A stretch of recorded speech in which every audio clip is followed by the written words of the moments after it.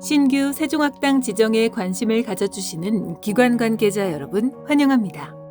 문화체육관광부 산하의 공공기관인 세종학당 재단은 국외 한국어 및 한국문화를 보급하기 위하여 매년 신규 세종학당 지정 사업을 추진하고 있습니다. 그럼 지금부터 2025년 신규 세종학당 지정 사업에 대해 알아보겠습니다. 먼저 세종학당 지정 방향과 심사 방법을 말씀드리겠습니다. 세종학당은 매년 한국어와 한국문화 학습 수요가 높은 지역을 중심으로 지정하고 있습니다. 이번에 신규 지정 사업은 공고문에 안내된 접수 일정에 따라 신청서 접수를 받아 3월부터 5월까지 심사를 거쳐 2025년 6월 최종 결과를 발표할 예정입니다. 재단은 신청서 접수 기간 중 신청 준비 기관을 대상으로 사업 설명회와 컨설팅 자리를 마련하여 신청 준비를 지원합니다.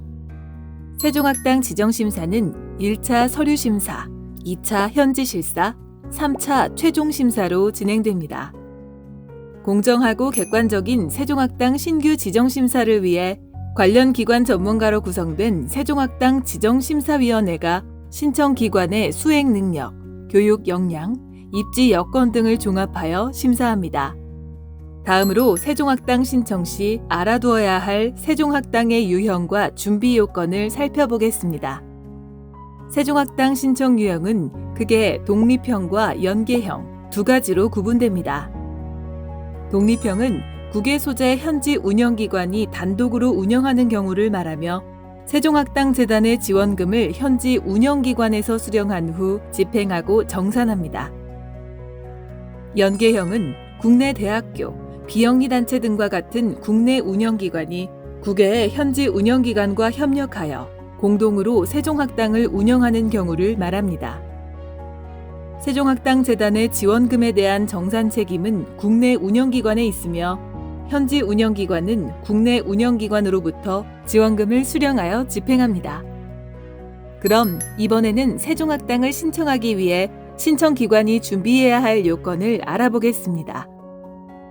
세종학당을 운영하는 설립 주체는 정부기관, 대학교 또는 대학 부설기관, 비영리 법인, 민간단체가 공익을 목적으로 하여 한국어 교육기관을 운영하고 있거나 운영하려고 하는 기관이어야 합니다. 여기서 개인이나 영리를 목적으로 하는 사설기관은 세종학당 신청을 할 수 없습니다.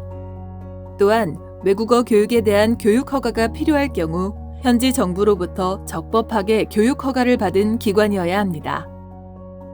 비영리 기관이나 민간단체의 경우 대표이사와 이사진이 실질적으로 운영에 참여할 수 있어야 하며 이사진이 법인 의사결정에 참여할 수 있는 정관을 보유하여야 합니다. 더불어 현지 운영기관이 비영리 기관이나 민간단체일 경우 대표이사와 이사진이 전부 현지에 거주하여야 합니다. 다음으로 세종학당을 운영하기 위해서는 한국어와 한국문화 수업이 이루어질 수 있도록 10명 이상의 수강생을 수용할 수 있는 강의실 2개와 세종학당의 행정 업무, 교육 준비를 위한 행정실을 갖추어야 합니다. 세종학당의 자료실은 현지 기관의 사정에 따라서 공용으로 사용할 수 있습니다. 아울러 공유 오피스, 자택, 운영기관과 무관한 자의 시설 임차 등 세종학당 운영에 부적합한 시설을 확보하여서 신청하실 수는 없다는 점 양지하여 주시기 바랍니다. 세종학당의 인력은 학당장, 교원, 운영요원으로 구성됩니다. 학당장은 세종학당을 총괄 관리하는 자로서 세종학당을 운영하는 기관을 대표할 수 있는 위치에 있는 자로 선임해야 합니다.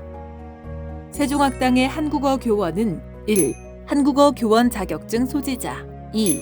한국어 교원 양성과정 이수자 3. 학사학위 이상 소지자로 한국어 교육 경력이 최소 1년 이상인 자 이 세 가지 요건 중 하나 이상의 요건을 충족해야 합니다.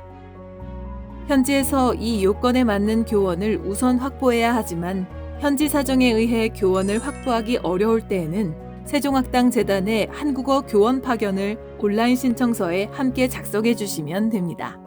다만 신청기관에서 지정 당해연도 수업 운영을 위한 현지적법 비자 발급에 협조할 수 있어야 하며 지원자가 없을 경우 운영 착수 지연, 또는 시범 운영이 가능하지 않을 수 있음에 유의해 주셔야 합니다. 세종학당에서 행정 업무를 담당하는 운영요원 확보도 중요한 요건입니다. 세종학당 행정 업무는 모두 한국어로 진행되므로 한국인 또는 한국어에 능통한 운영요원을 1명 이상 확보해 주시기 바랍니다. 세종학당의 인력인 학당장, 교원, 운영요원은 모두 현지에서 활동하기 때문에 현지에서 적법하게 근무하는 비자를 갖추었는지 확인한 후 채용해야 합니다. 더불어 교원, 운영요원은 운영기관과 적법한 근로계약을 체결하는 것이 가능하여야 합니다. 신규 세종학당으로 지정될 경우 6개월간 시범 운영을 하게 되며 해당 기간 동안 초급 또는 중급 수준의 과정을 2개 이상 개설하여 15주 내외로 운영하여야 합니다. 마지막으로 세종학당 지정 후 재단은 세종학당 운영을 위한 예산을 지원합니다. 이때 세종학당 운영지원금을 수령할 수 있는 운영기관 이름의 공식 계좌를 별도로 개설해서 집행, 관리하는 것이 중요하기 때문에 이 점을 심사 시에 확인할 수 있도록 미리 준비해 주시기 바랍니다. 아울러 정부 유사 사업을 중복으로 지원받아 이중으로 운영하려는 자는 신청 불가한 점 또한 유의하여 주시기 바랍니다. 이번에는 세종학당 신청기관이 준비해야 할 서류에 대해 알아보겠습니다. 모든 신청기관이 제출해야 하는 공통적인 필수 서류는 세종학당 업무위탁계약 이행서약서, 신청기관의 사업자 등록증이나 공식적인 기관 등록증 등입니다. 연계형 신청기관의 경우 국내와 현지, 양 기관의 업무협약서를 추가로 제출해야 합니다. 또한 신청기관이 비영리 법인인 경우 설립연도, 설립 목적 등을 확인하기 위한 비영리 법인의 기관 정관 및 등기이사 명단을 추가로 제출해야 합니다.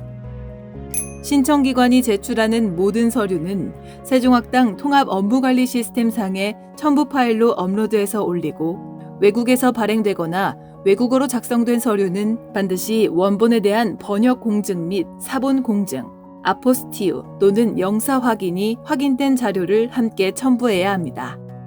세종학당으로 지정되면 세종학당 재단은 세종학당의 운영지원금을 비롯해 기본교육과정 운영, 한국어 교원 파견, 한국문화교육 프로그램 운영 등 다양한 지원을 하게 됩니다.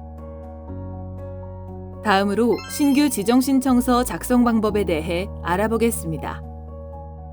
먼저 신청기관은 준비요건과 구비서류를 확인하고 세종학당 운영규정, 운영지침서, 업무위탁계약서 내용을 모두 숙지합니다.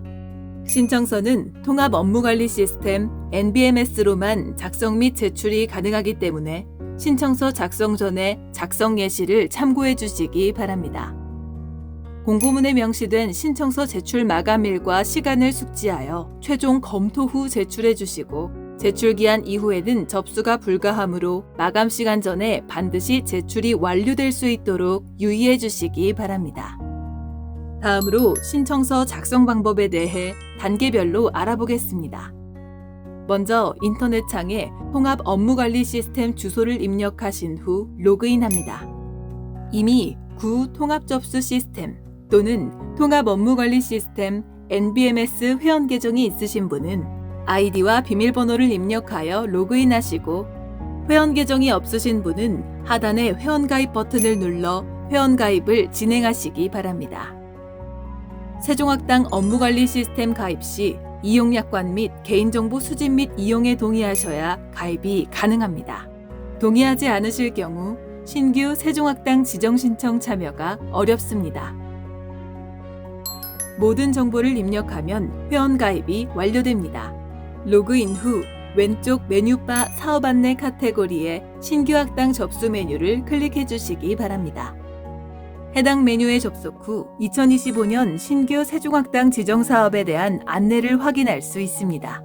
사업 일정, 첨부 파일을 확인하고 하단의 학당 접수 버튼을 누릅니다. 세종학당 운영규정, 업무위탁계약서, 개인정보 활용 동의 내용을 확인합니다. 신규 세종학당 운영 예정지 정보를 입력합니다. 기본정보 기입 시 독립형 또는 연계형 선택에 따라 입력란이 변경됩니다. 학당 운영 유형이 독립형인 경우 현지 운영기관의 정보만 입력합니다. 학당 운영 유형이 연계형인 경우 현지 운영기관 및 국내 운영기관의 정보를 모두 입력합니다. 신청 기관명을 검색어로 입력 후 검색을 눌러주시고 해당 기관이 조회되면 선택해 주시기 바랍니다. 해당 기관이 검색 결과에 조회되지 않는다면 등록 버튼을 눌러주시고 신청 기관 정보를 새롭게 등록해 주시기 바랍니다. 신청 기관의 대표자와 실무자 정보를 입력합니다. 이때 실무자는 신규 세종학당 지정과 관련하여 실제로 재단과 업무 연락이 가능한 자의 정보를 입력합니다. 세종학당 운영 예정지의 국가정보, 지역정보, 현지 한국어 한국문화 수요 현황과 공급 현황을 상세히 작성하고 학당 예정지 사진을 빠짐없이 첨부합니다. 이때 첨부하는 사진은 반드시 실제 예정지 건물, 강의실, 행정실 등의 사진을 첨부하여야 하며 허위로 등록할 수 없습니다. 세종학당 업무위탁계약 이행서약서는 서약서를 내려받은 후에 신청기관장이 내용을 모두 확인하고 서명하여 첨부합니다. 필수 구비 서류를 모두 업로드한 후 저장 버튼을 반드시 클릭하고 오른쪽 다음 단계로 이동합니다. 다음은 사업방안 작성입니다. 세종학당 신규 지정에 신청하게 된 신청기관의 사업 추진 배경과 목적을 작성하고 단기와 중장기 사업 목표, 재부활동을 입력합니다. 마지막으로 기대효과 작성 후 다음 단계로 이동합니다. 다음으로 운영계획서 작성 방법에 대해 알아보겠습니다. 먼저 학당장과 운영요원 예정자의 정보를 입력합니다. 한국어 교원의 경우 재단의 세종학당 한국어 교원 3가지 자격 요건에 충족하는 교원 수를 입력합니다. 만약 자격 요건이 2개 이상에 해당될 경우에는 가장 상위의 자격으로 입력합니다. 예를 들어 교원 예정자가 한국어 교원 자격증과 양성과정 이수증을 모두 소지하고 있다면 더 상위 요건인 한국어 교원 자격증 소지자의 1명으로 입력하면 됩니다. 만일 신청기관이 자격 요건에 맞는 한국어 교원을 확보하지 못했을 경우 재단 파견 교원 신청서를 내려받아 작성한 후 이를 첨부하여 주시기 바랍니다. 신청 전 해당 학당에 지원하는 파견 교원이 없을 경우에는 운영 착수가 지연되거나 시범 운영이 가능하지 않을 수 있다는 점 유의하시기 바랍니다. 학당장, 운영요원, 교원 예정자의 이력서를 모두 등록합니다. 또한 학당장이 운영요원 또는 한국어 교원을 겸임할 경우 이력서는 각각 2번 등록합니다. 학력, 경력, 기타 자격을 입력하고 등록합니다. 교원의 경우 세종학당 한국어 교원의 자격 요건에 해당하는 증빙 서류인 한국어 교원 자격증, 한국어 교원 양성과정 이수증, 졸업증명서 및 경력증명서 등을 반드시 첨부해서 심사 시에 교원의 자격을 확인할 수 있도록 합니다. 시설 개요에는 실제 세종학당으로 사용되는 공간에 대한 정보를 입력합니다. 10명 이상 수용 가능한 강의실 2개와 행정실 1개는 반드시 보유하고 있어야 하므로 이 점에 유의해서 작성합니다. 그리고 시설 현황 추가 버튼을 누른 후 앞서 작성한 시설에 대한 면적과 수용 인원을 가급적 정확하게 작성합니다. 또한 세종학당 운영 시에 활용할 수 있는 현재 신청기관이 보유하고 있는 기자재 정보를 입력합니다. 다음으로 수업 운영 계획을 작성할 차례입니다. 학기 등록 버튼을 눌러 학기를 등록합니다. 학기 기간은 세종학당 신규 지정 시 시범 운영 기간에 해당하는 2025년 7월부터 12월까지 6개월 동안 15주 이상으로 작성합니다. 학기 등록 후 과정 등록 버튼을 눌러 교육과정 정보를 입력합니다. 기본 교육과정은 시범 운영 기간 동안 최소 2개 이상 운영하셔야 하며 원칙적으로 1개 강좌당 15주 내외 최소 45시간 이상의 운영 시수로 편성해 주셔야 합니다. 그 외 교육과정은 현지 학습 수요 등을 고려하여 작성하시기 바랍니다.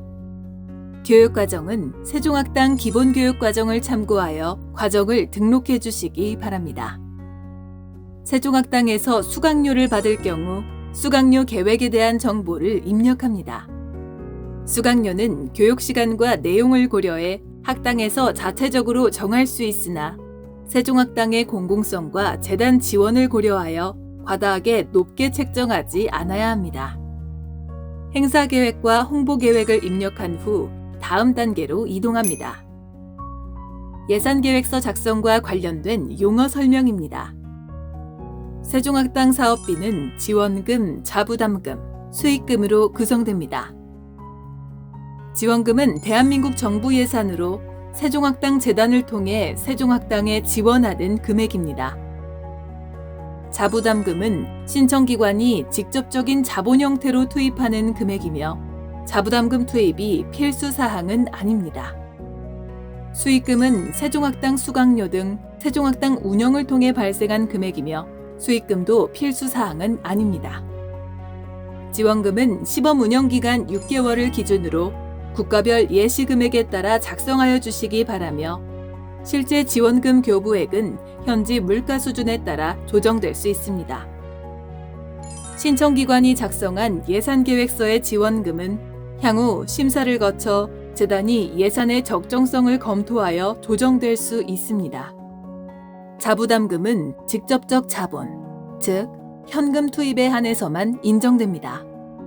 만일 운영기관이 대리구매 또는 현물을 지원하는 경우에는 해당하는 증빙 서류를 제출해야 합니다.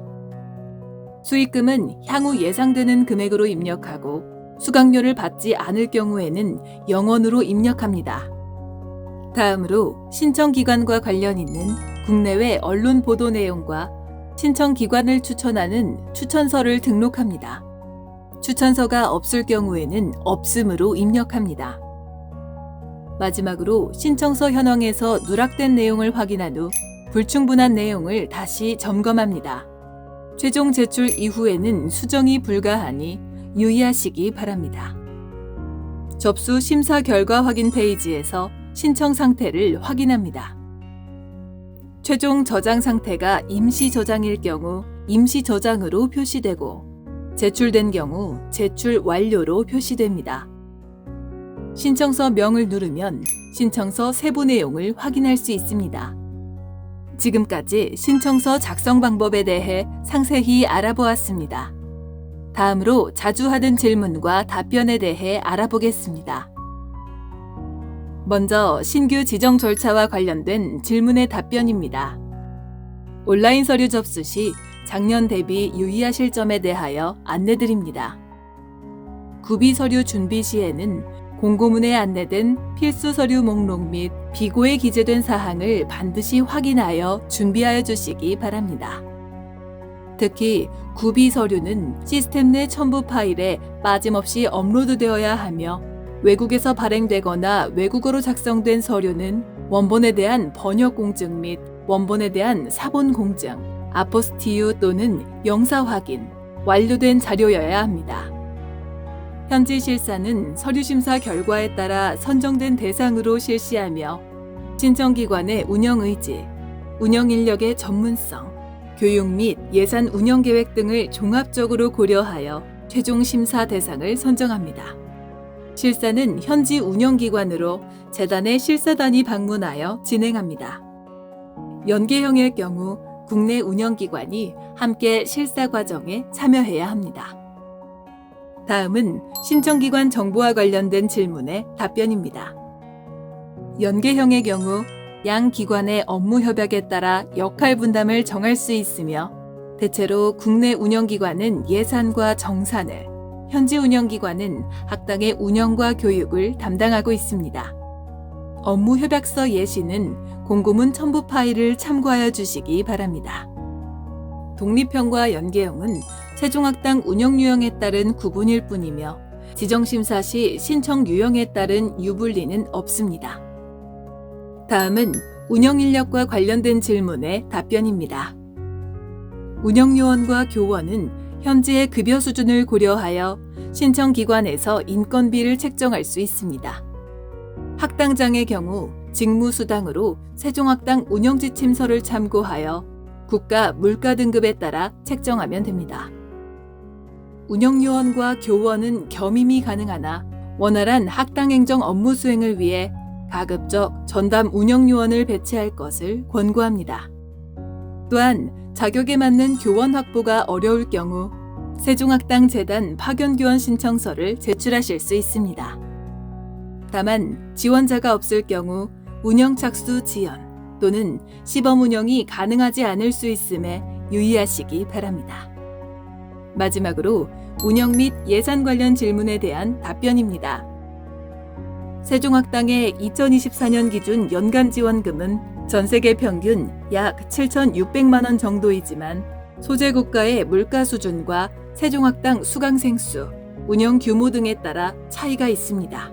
아울러 신규 세종학당 지정 신청과 관련된 문의는 newksi@ksif.or.kr로 남겨주시기 바랍니다.